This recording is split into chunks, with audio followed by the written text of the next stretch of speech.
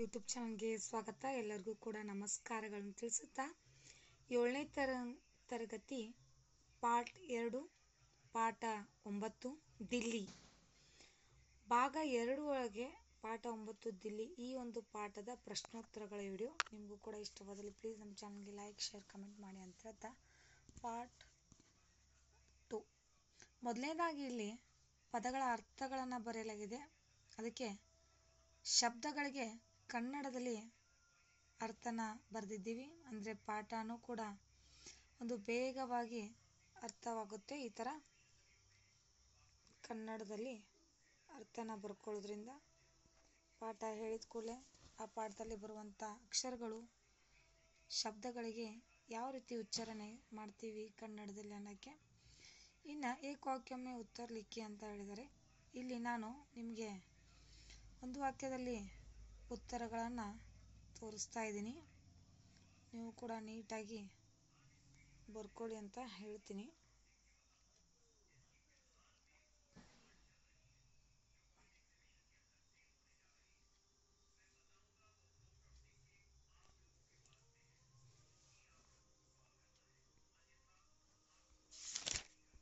ಈ ಸೈಡು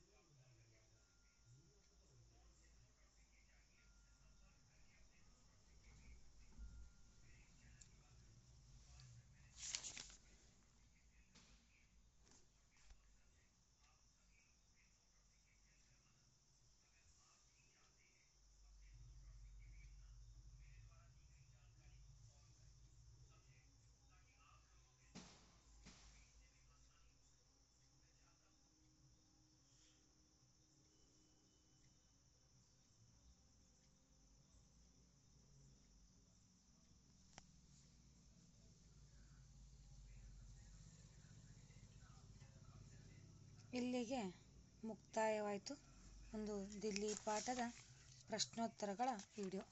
ಈ ಒಂದು ವಿಡಿಯೋ ಇಷ್ಟವಾದಲ್ಲಿ ಪ್ಲೀಸ್ ನಮ್ಮ ಚಾನಲ್ಗೆ ಲೈಕ್ ಶೇರ್ ಕಮೆಂಟ್ ಮಾಡಿ. ಥ್ಯಾಂಕ್ ಯು, ಧನ್ಯವಾದಗಳು.